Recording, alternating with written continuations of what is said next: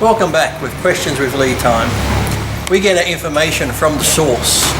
We don't go online. Oh, we do go online, but we put our information together. We even have people email us from overseas, and I think Sam's got a good email now from someone who's actually in Syria, unlike David Esquire, who's sitting in fucking Burger King inside Glasgow. Yeah. No, we're the real news. We're not Exactly. We're not funded by big corporations. It's just we tell it like it is. Yeah, even though it's a high budget production. Exactly. It's news straight from the source. It's not live. You get it a few days later, but at least when you get it, it's the truth. Truth, so. Yeah. Now this, Lee got accused of being racist. When haven't I been? An Islamophobe and redneck, and after his European immigration crisis video. Is that like European vacation? Similar. But I was very interested to get a comment from, and I'm awarding, we gave away Legend of the Year. This fella's getting Legend of the Century. Hey Sam, his name's Aslan. I won't use his last name just because, for safety. Yeah, for safety, because it's a tricky situation over there. Hey Sam, I live in Syria since the crisis started, and I'm a Muslim. Lee is my favourite bodybuilder of all time, and after I heard his opinion, I even like him more. It's sad, but every word he said is so true. Does that mean he sees your YouTube videos in Syria? That's it. Shit, do you think they got that picture up on the terrorist wall? As yeah. The FBI has their most wanted list? No, it could be on the wall over there. It could be like the most wanted. Don't believe anything you hear on the news. Any story has two sides. I don't defend Assad nor the revolution because they are simply full of shit. I was born in Syria and lived here throughout my life, and I'm a Circassian, a minority that lives in Syria, and I have many friends who have died on both sides. And it's really easy to get sucked in and just be depressed, and to be honest, just waking up every day. But working out is what keeps me living, because everything else is just simply bad. Now, after hearing this, I thought I'd love to hear more from this guy. We hear a lot from. So have you started correspondence? Yes, yeah. After you get dribblers like David Carson Esquire and.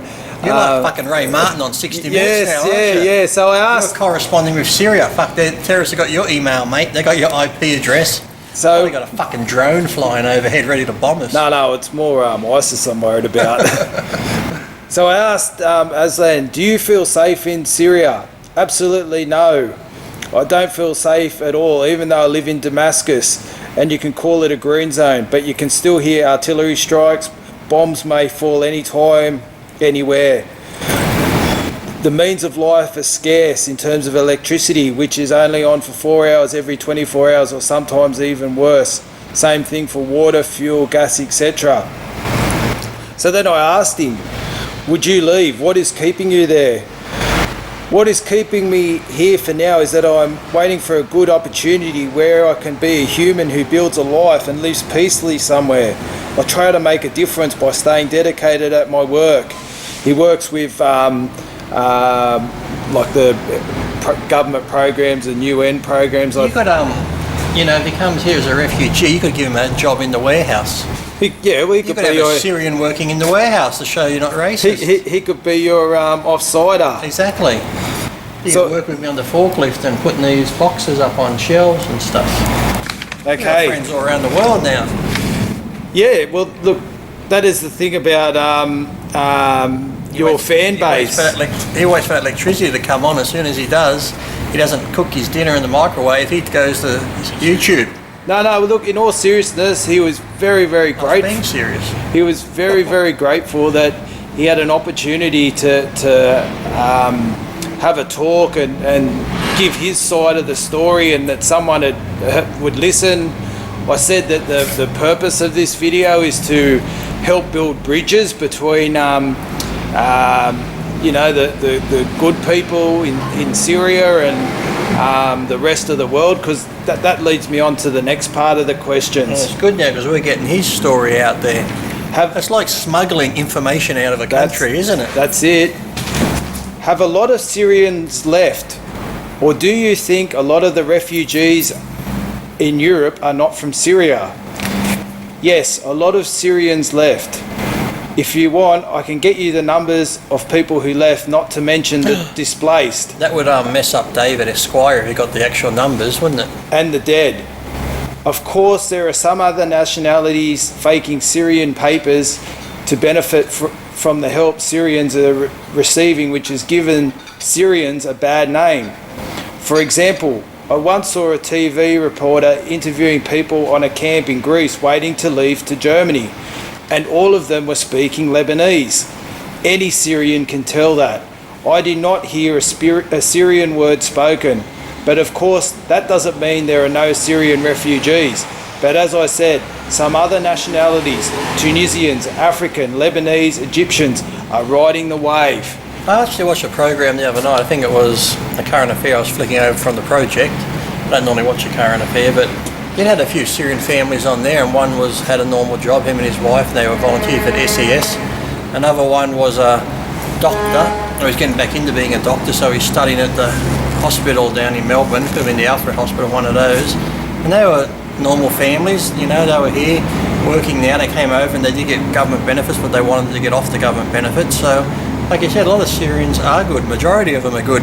And even on their interview on the TV, when they interviewed them at the house and the reporter had dinner there, in the background they had a big Christmas tree in their living room and stuff like that. So, we're not coming down on all of them. And like I said, I'm sure the majority of Syrians are good people.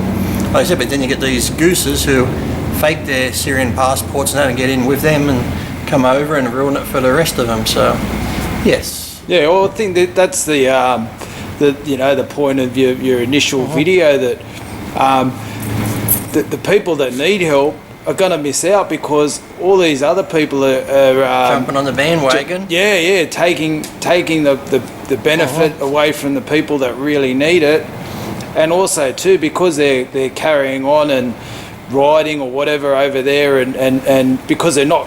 They haven't gone through the hardship that Aslan has. They're not appreciative of the new life they're getting. What about the ones too that you see them on some of the videos and that, where they get dropped food and this sort of stuff and they didn't want it. They just throw it away and this and that. They don't want that. They want this. It's almost like the time I came out of the Firehouse restaurant in Venice. And there was this homeless lady there, and I had like a spare burger that I was going to take home with fries, and she's sitting there and I handed it to her. You know what she did? She threw it at me. She said, I don't want food, I want money. And she just fucking hoiked it at me. I'm thinking, shit, you're living on the street, you got nothing. I'd be happy with a burger and fries if I was in that position, but no. They know what they want and they know what they're after, so, a lot of it, sadly, of them, as you said, just riding that wave and trying to get in on people's, generosity and just take over and get in here and cause problems. And it's, like I said, rules it for the true refugees who do want to get in, and sadly get those ones that are in camps overseas waiting. Then you get these boats that come in illegally. People say, it's not illegal, but it is. If you're paying money to come in here illegally and get on a boat and you're getting preference over the people that have been waiting years in a camp, that is wrong, so you shouldn't. Like I said, the boat should be turned around and sent back. But then they put the women and children on and try play on our heartstrings. Well, that doesn't work either, so too bad.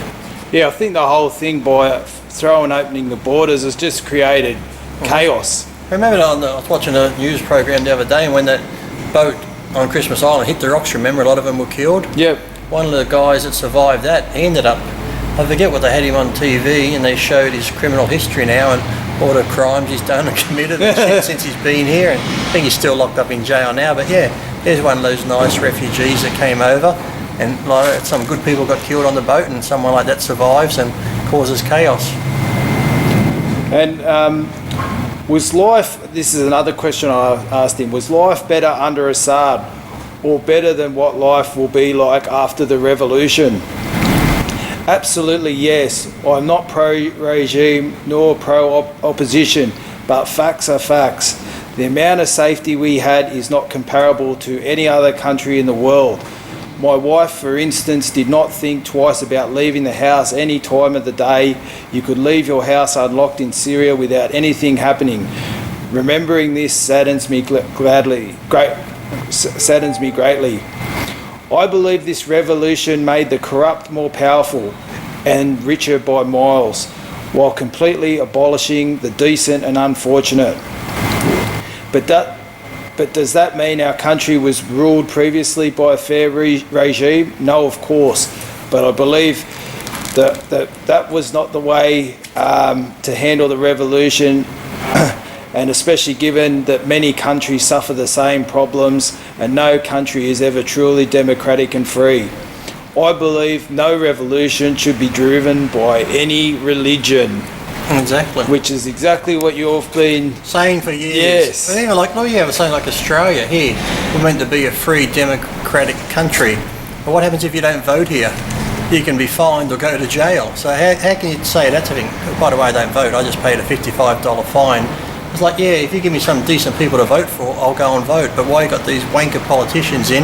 I'm not going to vote for any of them, so I'd rather pay the fine. Then, like I said, you could even go to jail. So how's that democratic, telling us we've got to vote for somebody? So yeah, that's bullshit. And then, like I said, you see countries, like I said, when Saddam was in, sure, Saddam and his sons and that were pretty bad, go kill people here and there and do whatever, be dictators and shit, but look, there was a lot better off then. People were safer if you weren't on his bad side, I guess. But look at it now. We got rid of Saddam, and now you got all these little factions popping up everywhere. All these people want to take over and run the place, each one trying to be better than the other. And so since Saddam's gone, the place has been fucking worse. Hasn't been any better. So yeah, it's still bullshit. So we saw him get hung, but was it him? Was it someone that looks like him? And you have Bin Laden. Oh, we killed Bin Laden. Take him to the ship. Oh, throw his body overboard. No one saw his body, or maybe a few people did, but they could be sworn to secrecy. So Bin Laden could be sitting anywhere sipping on a fucking cup of tea right now. Like I said, they dumped his body so quick it's ridiculous. Yeah. It's all bullshit. Now, this is the last thing that Aslan just sort of put this in at the end. Just the last thing he said before the drone missile hit his house. And No. Well, let's pray. knocked out communications. There is a thing I wanted to mention, not sure how to start. Me and my wife have been living here most of our lives, and we have Christian, Shia, Sunni, Armenian friends, and so many other sub-religions, and we have always been close, celebrating each other's Christmases, holidays, and so on. Even going out for drinks every week. None of us were religious nutbags, and Syria has so many religions and ethnicities, 29 to be exact, living in harmony for thousands of years. This religion issue and extremism is something new to us, which makes you think, why now? Because the governments want it to be now, they can put more emphasis on it now, and it's like, all religions, back in the day had, the Catholics killed thousands of people back in the hundreds of years ago, thousands of years ago. The Christians had their Christian crusades thousands of years ago. So every religion has had murderers and bad shit done, but the thing was, most religions grew out of it, Catholics went from killing people to molesting them, so, they've changed their ways, and Christians don't go around having the crusades anymore. Sure, you get the fanatical Christians, even in America, that are fucking nutty and have cults, they break off, and the extremist ones now just have cults where they don't really kill other people by beheadings and shit, they just all get together and drink the fucking Kool-Aid or whatever else, wait for the spaceships to come and kill themselves, so... Yeah, that's it, but for some reason ISIS and all these people still go back and do it now and bring up the argument, well, every religion did it. Yeah, we did, but they grew out of it, so to say. They stopped cutting people's heads off and crucifying them and stuff like that, whereas ISIS and these terrorists, extremists still do that type of shit. So they're only bringing the trouble on themselves, and like I said, the bad ones make it bad for the good ones. So they all get tarred with the same brush because they're going to be like, okay, if you're a Muslim, this is the way you are. And some, like I said, there are good Muslims out there who do have a drink and that they don't go crazy. Like I said, even Christians, if you go by the Bible, the nutty ones, like I said, won't eat meat on Good Friday, won't do this, won't do that. They're so into their religion, they're pretty much fanatics, just like the extremists in the Muslim side. So, but yeah, that's like I said, if you want to believe in religion, God, Allah, Buddha, whatever, that's good to believe in. Have faith in something if you need that. But like I said, don't ram it down other people's throats, and then don't, like I said, be that crazy about it. Yeah. You've got to follow it to a T, because that's just ridiculous. You can use it as a guide like anything in life. There's rules and laws and that, and you don't have to follow them to a T, otherwise you'd be fucking crazy.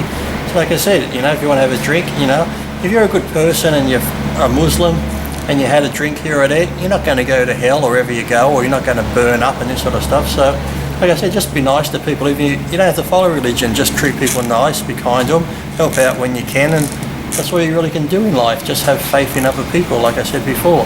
Don't have faith in a silly book, no matter what the book is. You know, I have faith in green eggs and ham, Sam, I am. But you know, I don't cook green eggs and ham, even though I read the book. I think it's a good book. No, I think the point is, you know, you get good and bad in every kind, and you know, there's been a lot of negative comments about Muslims, and it's so good to hear from, and I hope other people hear Aslan's story, and just, you know, there's a guy on the other side of the world living... Aslan, wasn't that the lion in The Witch and the Wardrobe? I'm not sure, I've never seen that. His name was Aslan. But, you know, there's a guy that loves his training, has friends of all different religions, goes out and has a drink, just wants a better life for his family, and you know, we're all the same, and you know, this extremism on both sides is tearing the world apart, and you know, we all just need to relax. Well, and that's their plan, isn't it? Yeah. Cause conflict amongst everyone and make people worry and that. But like I said, then even when you do say something, people are like, oh, that's their plan to make you hate them. It's like, we're not hating on the good ones, we're just hating on the bad ones. And it's extremists we talk about that, you know, want to come here and do harm, but yet you say if they want to come here, like any country, they do have to go through a screening process, just due to the fact if 1,000 came here, if you have like 5 bad people in that 1,000, you know, 5 people who are bad enough to commit harm and do whatever, they said you get 5 people with, you know, bombs on them. They could shut down major cities. It only takes a couple, so, you know, sadly we have to go through a screening process, and pretty much you're going to err on the side of caution that you might be treated like a terrorist if you come here and you have certain things against you. So, you know, back in the old days in America, if you're African American or whatever, you know, you're put down, you know, or couldn't get this, couldn't get in here and that, but slowly they came in. But sadly now, even to this day, if some black people go into stores, people still think, oh shit, they're going to come here and rob us or this or that, or an old lady clutches a purse a bit closer if a black person walks past compared to if a white person walks past. So sadly, it's just the way the world is, and people judge that way. So if you are coming here from those countries now where the majority of terrorists come from, you are going to be judged that way until you've proved that, you know, you're not like that, and you've shown that you're a person of good character, you don't have a criminal record, you haven't been with these fighting groups, you know, fighting with ISIS. So that's just the way it is. So. Well, even further than that, you've got to even prove that you're from Syria. Like, exactly. How bad is it that there's people in refugee camps speaking Lebanese, and the camps are meant for Syrians, but yet they can't even work out that they're not we even... wouldn't know, would we? The general public like us wouldn't know. To us, we just hear them speak, we're like, oh, okay. Yeah. So we wouldn't know unless, like you said, unless if someone like Aslan, well, not Aslan, but, you know, Aslan, who knows the difference between the languages, we'd be just like, oh, okay. So... Yeah, no. But do you think news reporters would know that? But no, well, you think they just want a story. If you've got a crisis, you'd think you'd at least have someone on the gate going, "Yep, he's Syrian." No, he's not. Yeah. Shouldn't they be going back to the old Jewish days and putting tattoos on him? So here you go. Here's a Syrian tattoo for you. Here's a tattoo for you if you're from Iraq. Here's a tattoo if you're this person. So that's what it's going to come down to soon. So. Well, you're right. You've got your tattoo on. Exactly. I don't know what I am. A bit of everything. I'm Martian. Yeah, so.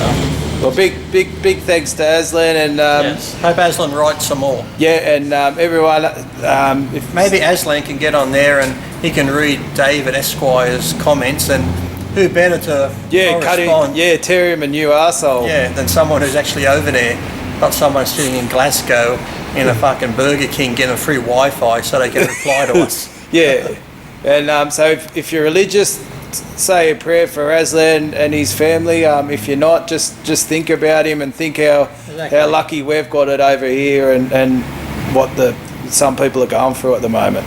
Exactly.